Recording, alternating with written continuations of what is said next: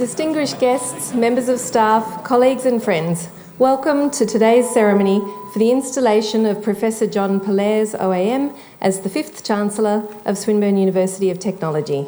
My name is Jane Ward, Vice President for Engagement at Swinburne, and I would like to start by acknowledging the traditional owners of the land on which we meet and on which Swinburne's campuses in Melbourne's east are located, the Wurundjeri people of the Kulin Nation, and pay my respects to elders past, present and emerging. Today's ceremony for the installation of Professor John Pollaers OAM is about to begin, so if you have not done so already, could you please check that your mobile phones are switched off? And in the unlikely event of an emergency, please note that the emergency exits are located at the back and the side of the room. The Governor, Her Excellency the Honourable Dessau AC, as visitor to Swinburne University of Technology, accompanied by Professor John Pollaers OAM and members of the academic procession, is about to enter the room. Would you please stand?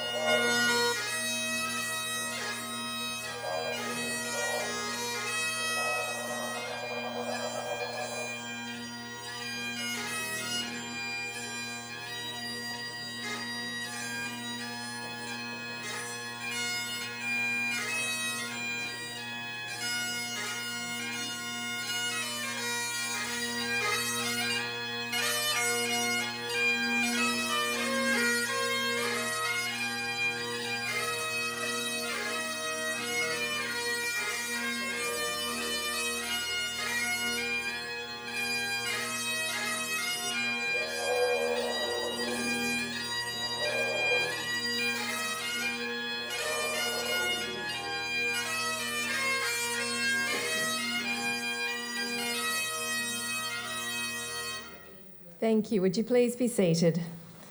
It's now my pleasure to introduce Wurundjeri Elder Auntie Georgina Nicholson to provide a welcome to country.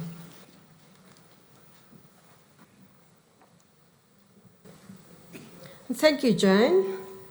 Womanjiga, welcome everyone. Hello, my name is Georgina Nicholson and I am a proud Wurundjeri woman. Wurundjeri being part of the Kulin Nation. The Kulin Nation consists of 5 clans, or tribes if you like, and they are Wurundjeri, Boonwurrung, Wathaurong, Tanarong and Dja Dja Wurrung. Wurundjeri being all of Melbourne's CBD and surrounding country, extending north to the Great Dividing Range, east to Mount Baw Baw, south to Mordialloc Creek and west to the mouth of Werribee River. I would like to acknowledge and pay my respect to our ancestors who walked this land as free spirits, to our elders past, present and future, to all Aboriginal, non-Aboriginal and Torres Strait Islander peoples here today. I would also like to acknowledge Her Excellency the Honourable AC, Governor of Victoria, Linda Dessau, Chancellor Professor John Pollaers OAM, Vice-Chancellor and President Linda Christiansen AO, and all other distinguished guests that have come along here today for this very special occasion. Womanjika Wurundjeri Balak Yumin Kundibik. So I would just like to tell you what I have said in our Wurrung language, and that is welcome to the land of the Wurundjeri people. My mother, Martha Margaret Nicholson, was delivered by her grandmother, Granny Jemima, and that was on Corrandirk Aboriginal Mission near Hillsville. So my mother was already learning the importance of family and culture. Years later, my mother met a deadly, and deadly is really good, a deadly Irishman called Patrick, and that was on a blind date in Melbourne in the early 1930s. In 1937, Mummy and Daddy were married. Back then it was in a registry office, and they had 16 children. That's a good amount for a university, isn't it? 16 children, 8 girls, 8 boys, and no cheating, so they're all single babies, no twins. So out of the 16 children, I'm the youngest, and the oldest is my sister Pat Ockwell. Pat Ockwell is an amazing senior active elder. Last year she turned 81 years of age, so that is a milestone for an Indigenous woman to reach that age. It's hard to keep a good woman down, that's so true, so true. She has done many things over the years. She has worked tirelessly for Aboriginal housing. She managed several Aboriginal hostels for many, many years, and the list goes on with Sister Pat. For as a young girl, Sister Pat gave up her dreams. She wanted to be in the Olympics doing running. She gave up her dreams to stay at home with Mummy and help with all the babies coming all the time, because Daddy was in the Air Force and he had to keep taking leave. So he ended up getting a job in the local sawmill in Hillsville. And back then he rode a push bike. How sweet is that? We couldn't afford to get a car at that time.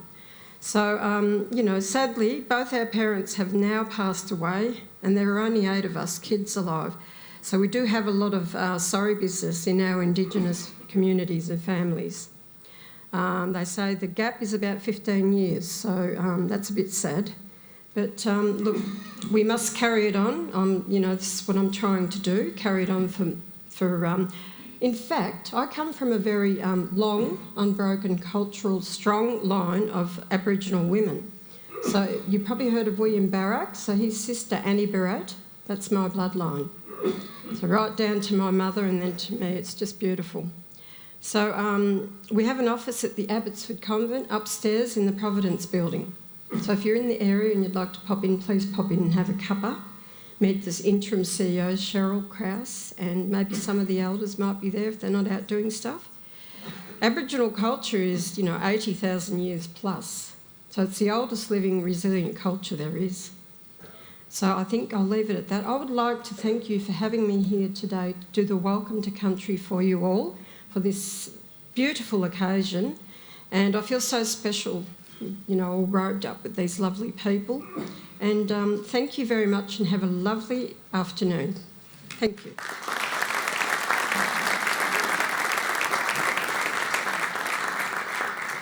Thank you very much, Auntie Georgina. Now would you all please stand for the National Anthem to be sung by Mr. Michael Painter. You'll find the words printed on the inside of your program.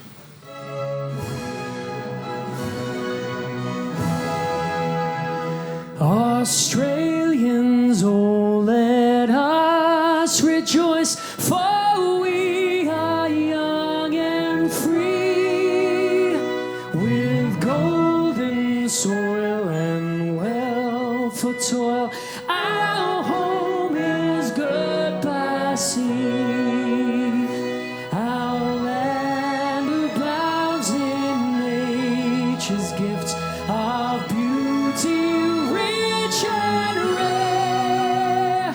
In history's page, let every stage advance Australia fair in joyful strains, and let us sing advance Australia fair.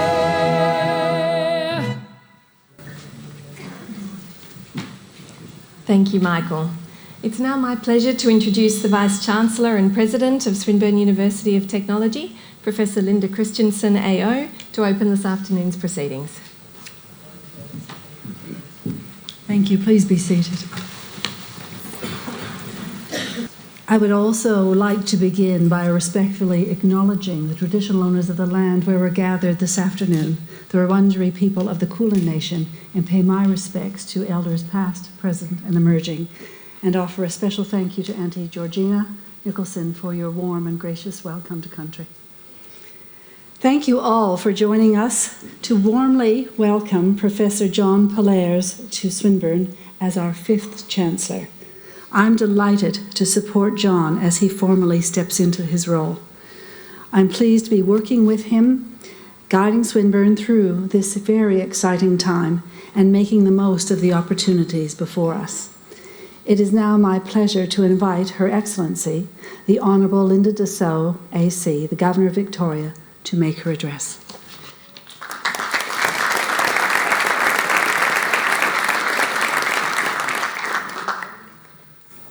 Thank you. Well, may I start with some acknowledgements. Of course, may I first acknowledge Professor John Pollaers, the Chancellor of Swinburne University of Technology, former Chancellors who are with us today, Mr Ziggy Switkowski, Chancellor of RMIT University, Professor Linda Christensen, Vice-Chancellor and President of the University, and Council members, the Honourable Ted Baillieu, former Premier of Victoria, Mr John Kennedy, Member for Hawthorn, all distinguished guests and ladies and gentlemen. Can I also start by acknowledging the traditional owners of the land on which we're gathering this afternoon, and by paying my respects too to elders past and present and to elders with us today. And I join the Vice-Chancellor in thanking Auntie Georgina for her warm welcome to country. It is truly a pleasure to be joining you here today in my role as visitor to install Professor John Pollaers as the 5th Chancellor of Swinburne University. The visitor is an ancient title and an ancient role. Its exact meaning has been somewhat lost in time. In the early days, the visitor's primary role was to settle high-level disputes within the university. So I hope that's not what you've asked me for today. Today, I think the role generally is, of course, largely ceremonial. And so, although I'm here today in that formal role as visitor, I certainly don't feel like just a visitor at all when it comes to this university. Having toured the university, celebrated its 25th anniversary with the Swinburne family last year at Government House, and met with so many clever Swinburne initiatives, collaborations and, of course, people, both here and across a number of official visits on behalf of our state overseas, I feel much more like a genuine friend than just a visitor. In fact, I'm proud of all our Victorian universities, and I can assure you that's not just the bias of the Governor of Victoria. Our state is renowned as the knowledge state, and we're highly ranked in university tables and in many particular disciplines. And it's not by chance that education is our largest export service. To our advantage is that amongst our universities, we see different emphases and strengths, different personalities, as it were. That's really struck me across my time in this role. Now, Swinburne's personality is quite distinct. Don't get nervous. I'm not going to do any sort of personality analysis of any depth. But what I do love about this university is that it's old, but it's young. It has a rich history upon which it's built, although it's in no way shackled by that history, and it's contemporary in all that it does. It has never forgotten its founder's vision. As you well know, in this room, in this gathering, just over 110 years have passed since George and Ethel Swinburne established the Eastern Suburbs Technical College in Hawthorn. Their vision to create a technical college to serve those without access to further education. It's a vision that remains central to the university today. This university retains the Swinburne's commitment to social inclusion, coupled with a sophisticated understanding of how education is transformed through industry engagement. The university's roots still lie in technology, but today that translates to innovation in all that it does and all that it teaches. When it comes to defining personality, I think it's probably this commitment to industry engagement and innovation that most helps to define this university for me. And that's because I've seen it firsthand. I've toured the university's 4.0 facility, and I've seen how through strategic partnerships with industry, the university supports the training of a skilled workforce to help transition our Australian economy to the fourth industrial revolution of digitisation, robotics, industrial automation, design and advanced manufacturing. I've visited the Swinburne Smart Cities Research Institute, and I can say that nothing is dearer to Melbourne's heart or more important for us on a world stage than our expertise when it comes to the designing and the maintenance of attractive, well-scaled, sustainable and welcoming cities. And I've visited the fantastic Swinburne Design Centre, developed, of course, in collaboration with the world's first design factory at Aalto University in Helsinki. It's a network that we've joined there, thanks to this university, that sees us with countries like China, Chile, Portugal and the Netherlands, amongst others. It's been a delight for me on some of our official visits to meet up with some of the other design universities and just to understand the respect with which Swinburne is viewed. What a wonderful way to join students, research leaders, industry partners and entrepreneurs to solve some of the most complex problems and generate innovative design solutions. There couldn't be a better example of international and industrial collaboration, and that's only part of what Swinburne does in that way. So it's not surprising that this university has grown to a student body of more than 58,000 higher educational and vocational students from 100 different countries around the world. And it's not surprising too how highly it's ranked in the World Young University Rankings, holding particularly high rankings in art and design, engineering and science.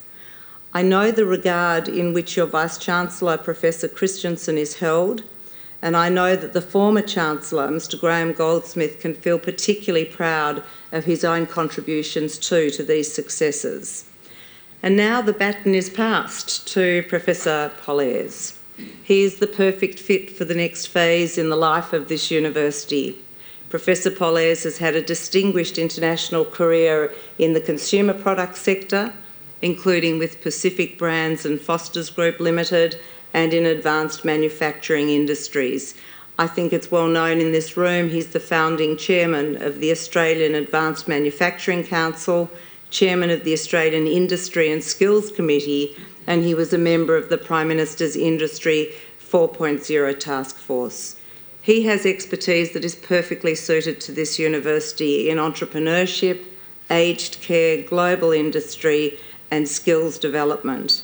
And in the 2018 Queen's Birthday Honours List, Professor Pollaers was awarded the Medal of the Order of Australia in recognition of his service to the manufacturing sector, to education and to business. We wish him well in this new role and will enjoy watching Swinburne University continue to successfully support its students, link to industry and undertake productive international collaborations in accordance with its motto, achievement through learning. Congratulations to you, Chancellor, and congratulations to the university as well as it embarks on its next promising and exciting phase. Thank you.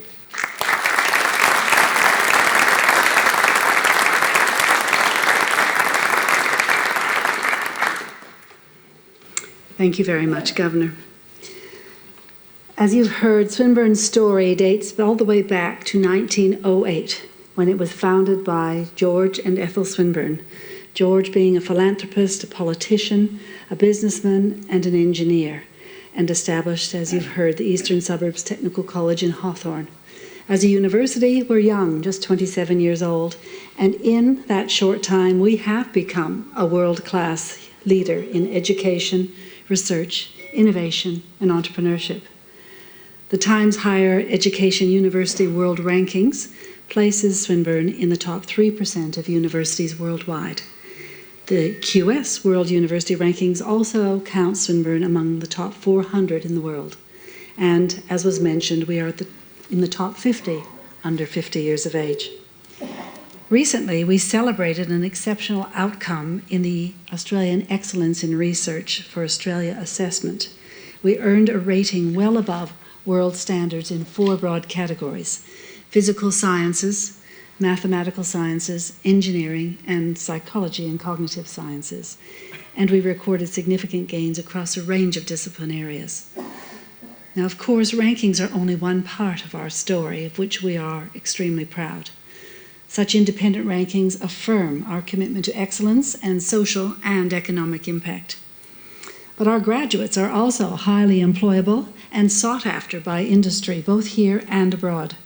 We take pride in their outstanding technical and academic skills, their social and emotional intelligence, their strong capacity to work in teams, their willingness to innovate, their communication skills, and importantly, their good old-fashioned common sense. Today, there are almost 200,000 Swinburne graduates in more than 140 countries worldwide that are part of this important network of alumni. Swinburne's reputation for tackling contemporary concerns by bringing together the best minds in business and the best minds in research has become a magnet for industry collaboration and investment. And I'll give you a couple of examples. One is the Data for Social Good Cloud Innovation Center, which is a joint venture that we recently launched with Amazon Web Services, the first of its kind in Australia. We also have our Global Blockchain Center of Excellence that we launched earlier this year, which we co-lead with Capgemini. To offer our students meaningful professional placements, we partner with more than 350 organisations across Melbourne and wider Australia. That includes organisations such as Medibank, Richmond Football Club, and Siemens, just to mention a few. We are also partnered with more than 200 other educational institutions around the world, including institutions in Israel, India, China, Hong Kong, Malaysia, Germany, Vietnam, and the United States. Swinburne was the first university to partner with CSIRO in the Silicon Valley about 2 years ago, with an aim of furthering the Australia-US research, innovation, and communication links. In Israel, we have strong and ongoing relationships with Tel Aviv University, the Weizmann Institute of Science, the Hebrew University of Jerusalem, and the Israel Institute of Technology, Technion, as well as many others.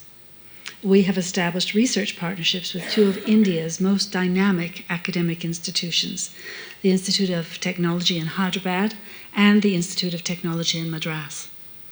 And just last month, we announced a new partnership with the technology-focused FPT University in Vietnam. Our people, though, are at the heart of our success. In these fast-paced and changing times when there is much collision between the physical and the biological worlds, it still is the energy and the determination of our people that distinguishes us. As a university, we strive to contribute to and shape our society. We want to make a difference to our country's future and to the prosperity of our wider region and the international communities where we have partnerships. Our dedication to social cohesion, excellence, innovation, and industry engagement is deeply embedded in our culture. We're committed to providing an accessible, inclusive, and diverse environment for work and for study. This year, we joined the Raising Expectations program, building on the existing supports and services for students who have lived in out-of-home care. In March, we launched our Accessibility Careers Hub to help students living with a disability to obtain paid internships and a pathway to meaningful work. We also want Swinburne to be a place where Aboriginal and Torres Strait Islander peoples are valued, their heritage, their culture, and their spirituality are celebrated, respected, and acknowledged. We were the first university in Australia and one of only a handful of institutions in Australia to achieve the Elevate status in our Reconciliation Action Plan.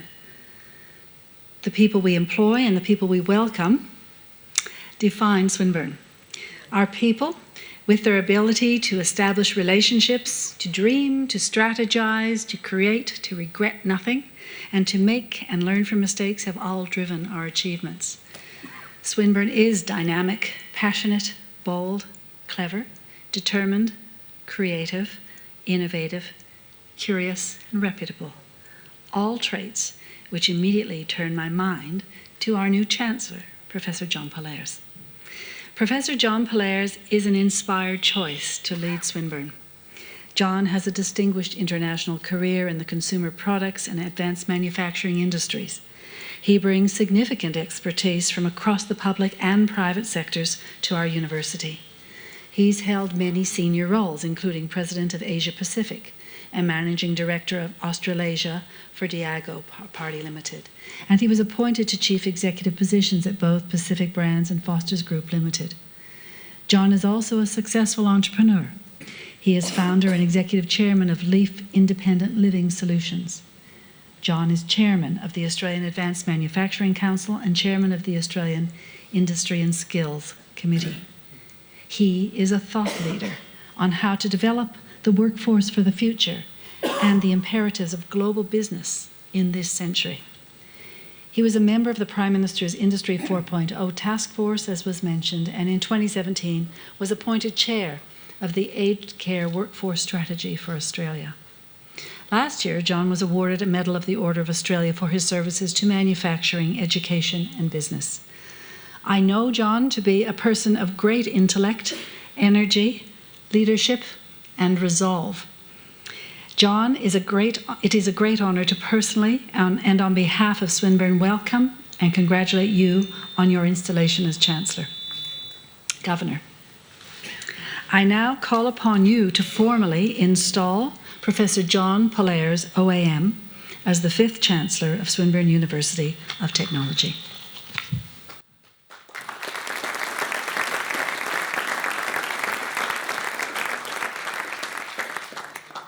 Professor Pollaers, I invite you now to please stand.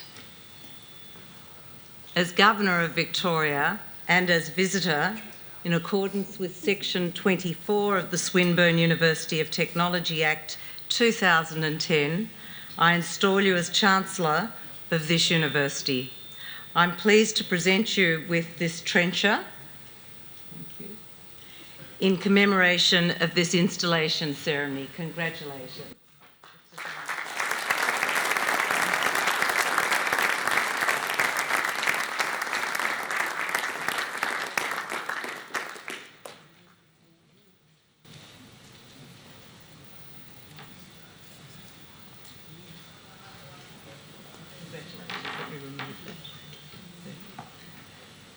Thank you very much, Governor.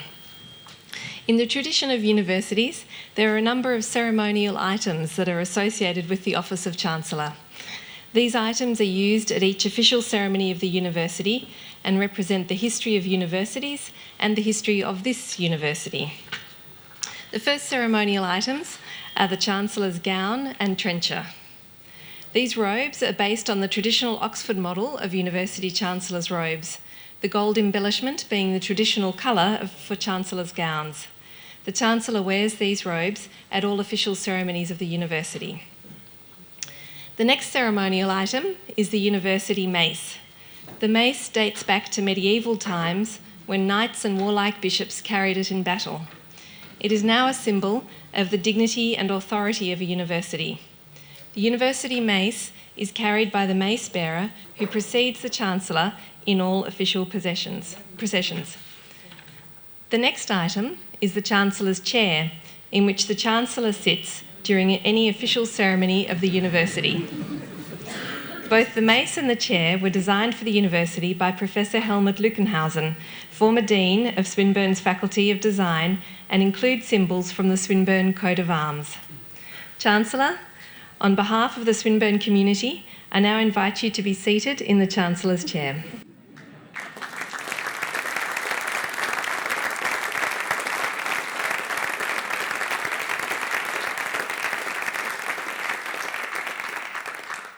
Governor, I now have the honour to call upon the Chancellor of Swinburne University of Technology, Professor John Pollaers OAM, to respond.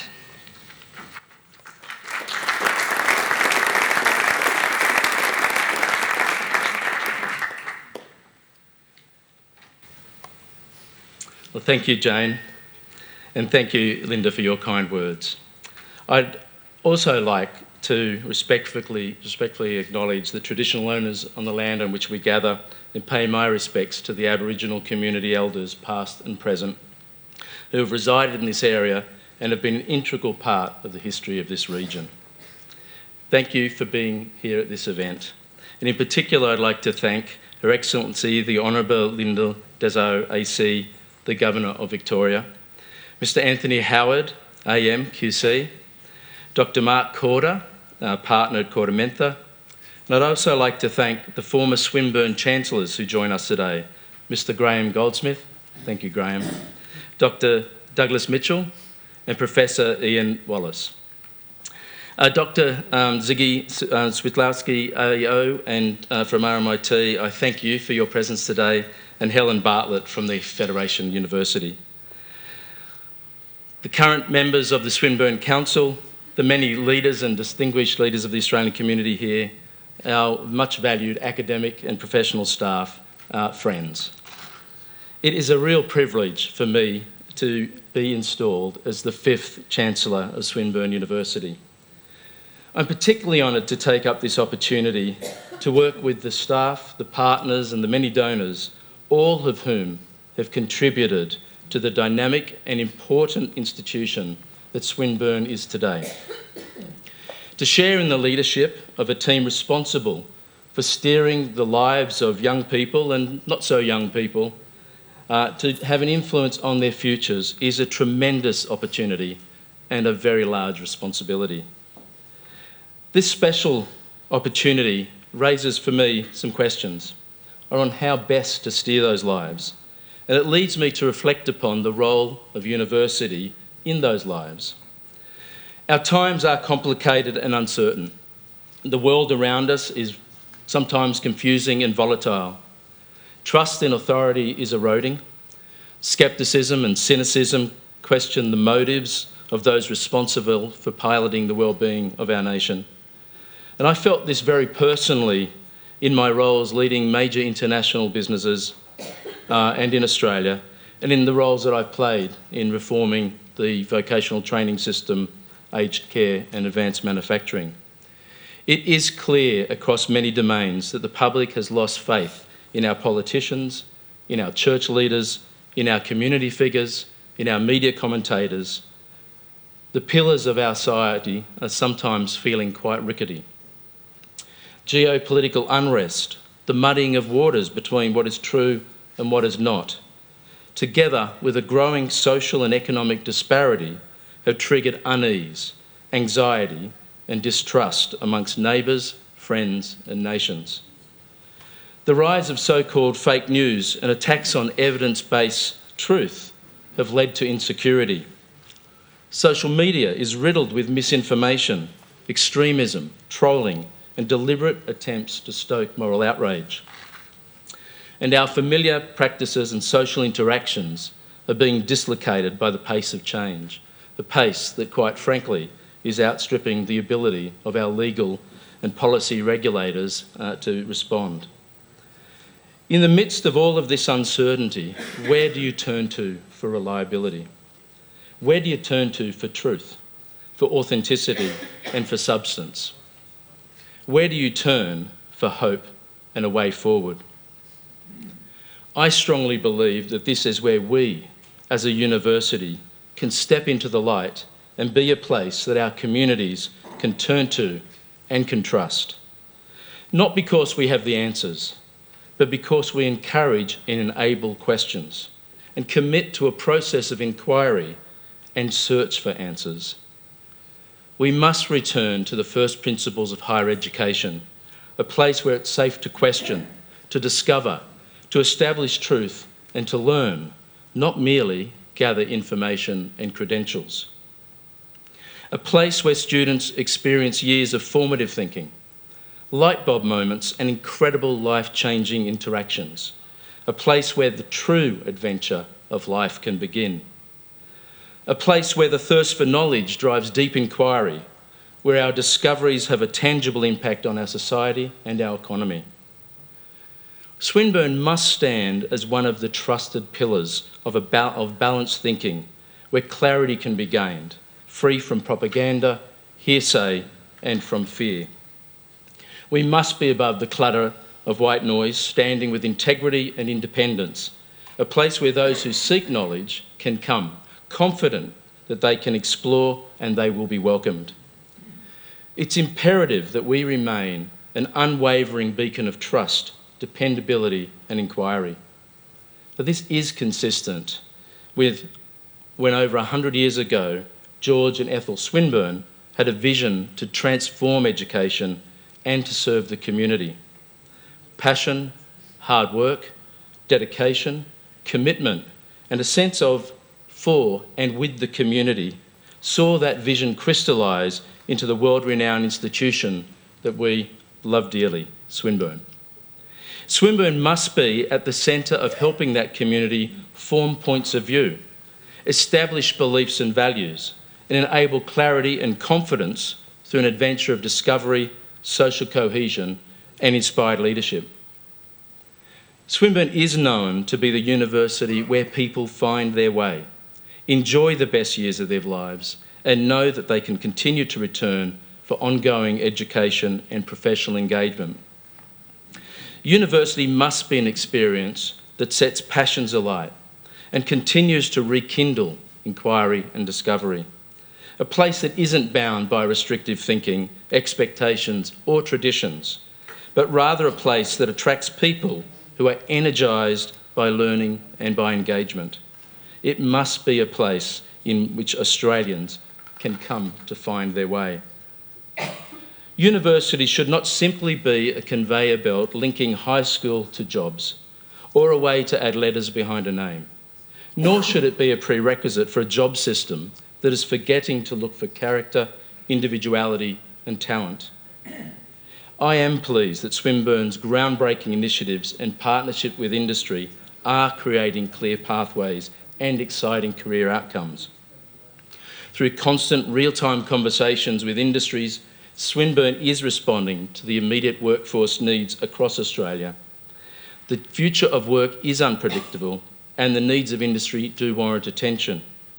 But I think we can go even further in this regard. Working with industry can and should be about providing industry with genuine thought leadership, igniting in them new ideas, new perspectives and game-changing views. We must be more than just connected. We must be a place industry seeks out and is passionate to be involved with. This is about more than placements and cooperation. This is about taking our rightful place in society as leaders and guides of the real world of commerce and industry through strong points of view, relevant research and groundbreaking commercially significant programs.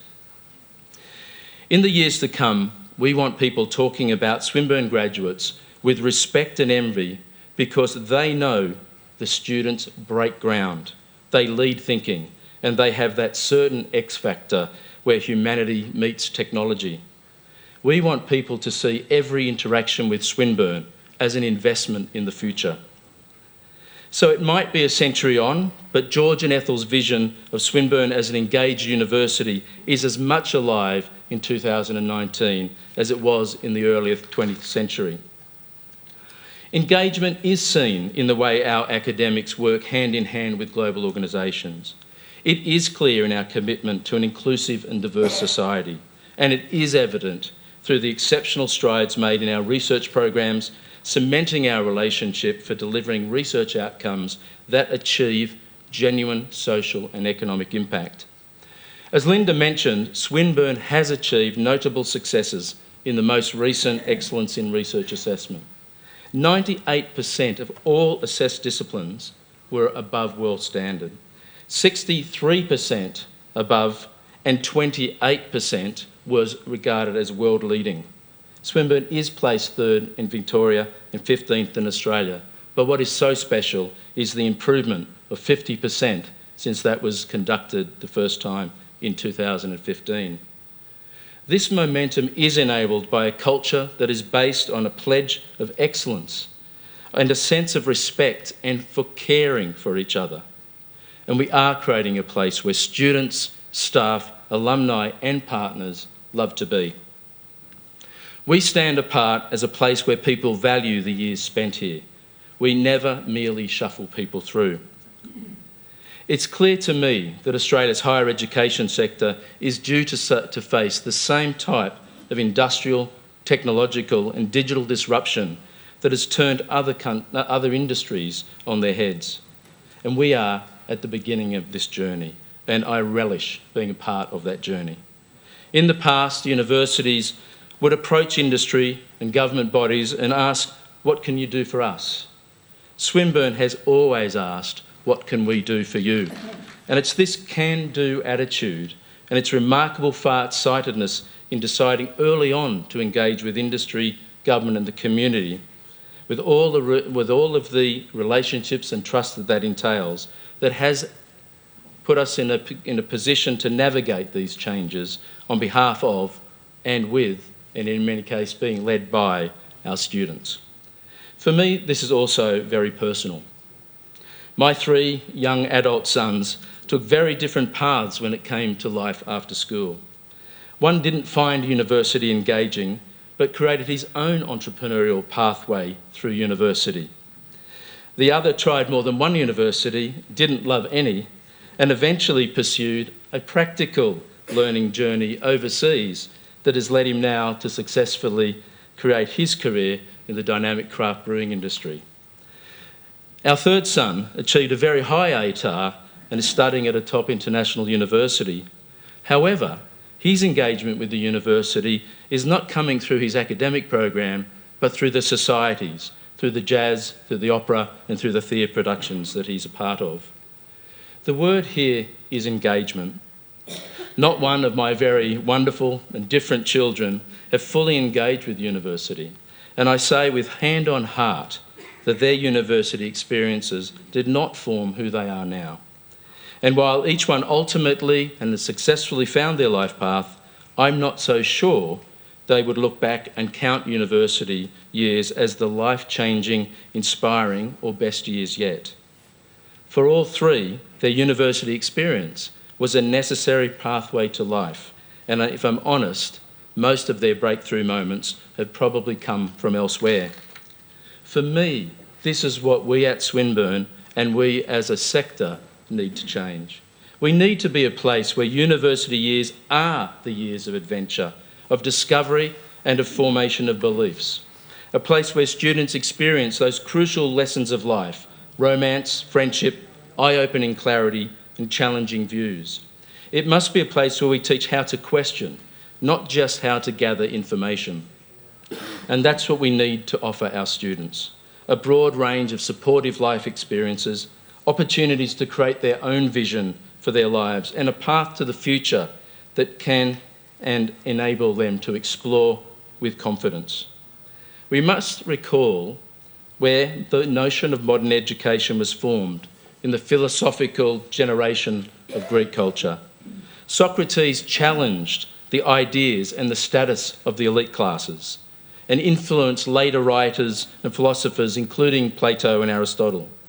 He believed that without education, society would have no order or real justice. He said that education comes about when a person accepts that they do not know and then seek the self-knowledge or understanding. And that's a very interesting thought. We need to encourage the desire of learning. In addition to providing education, we must surely advocate the value of understanding and not just acquiring information.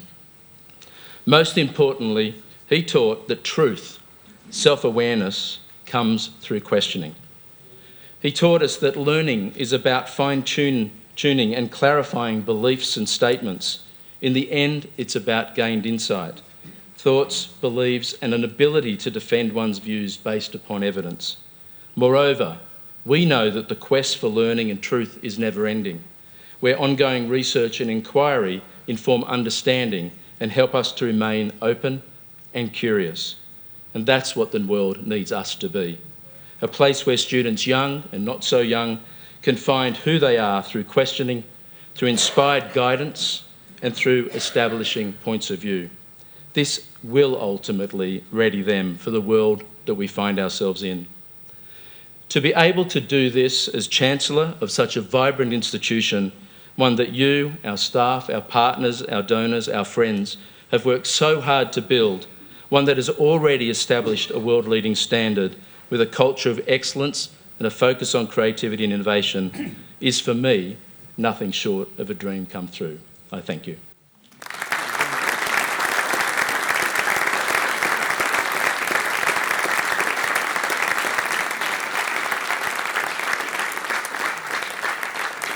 Thank you very much, Chancellor. I now call upon Dr. Mark Corder to address the Assembly.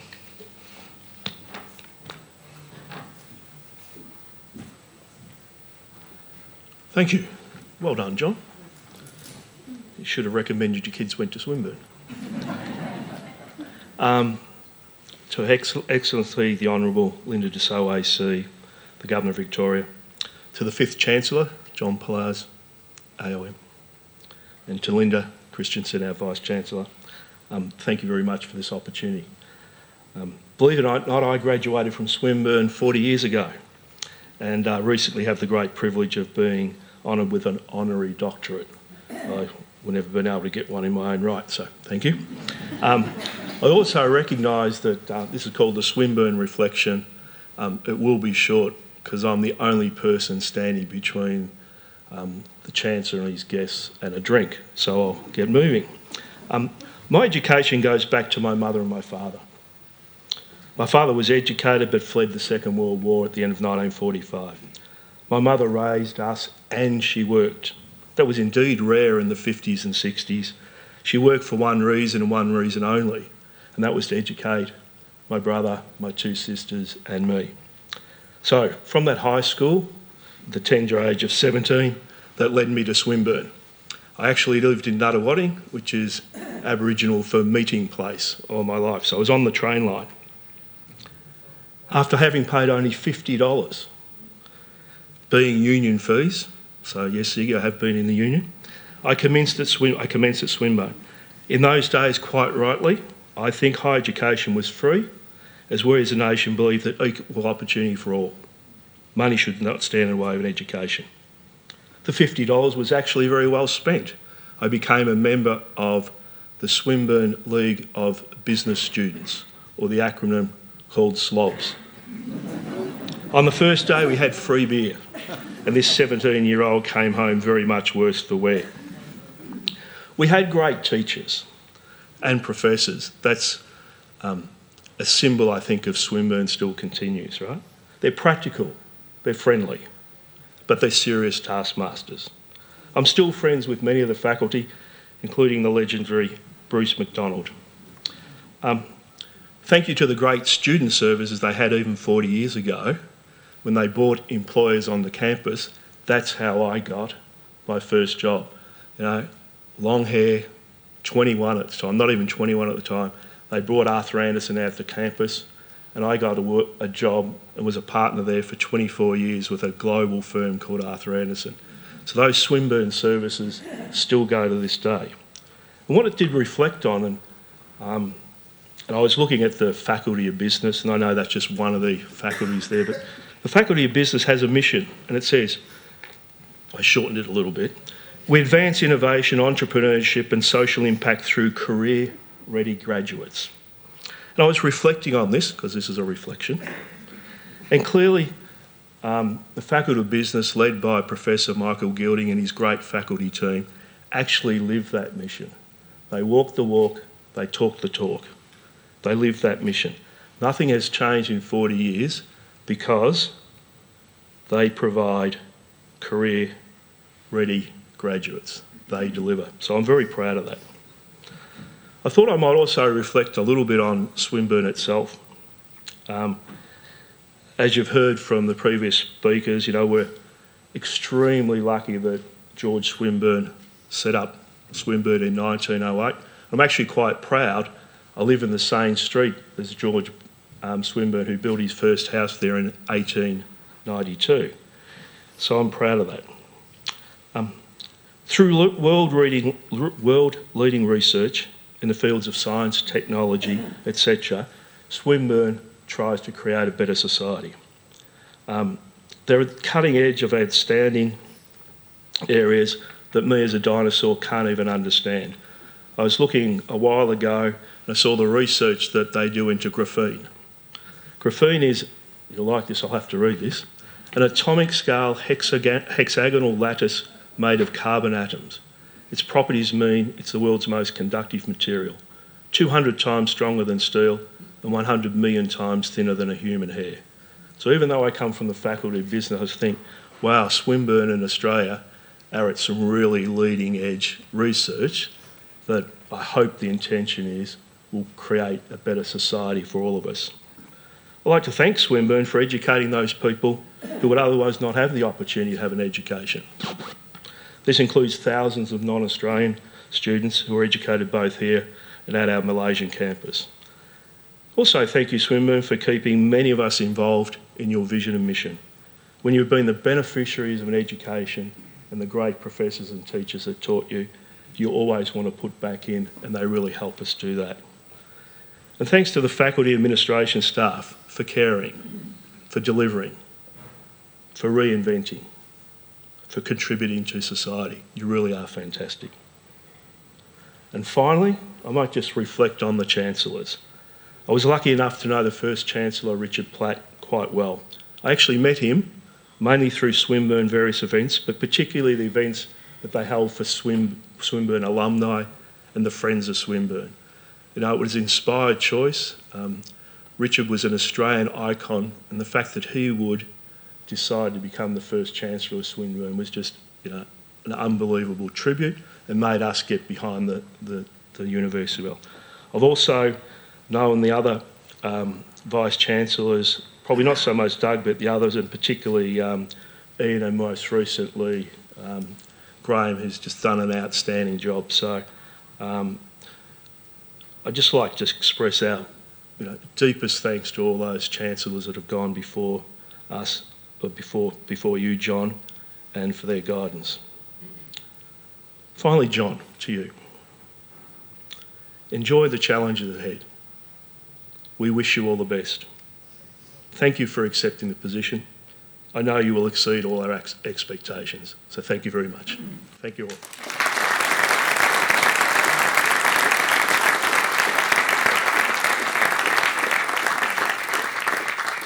Thank you, Dr. Corder.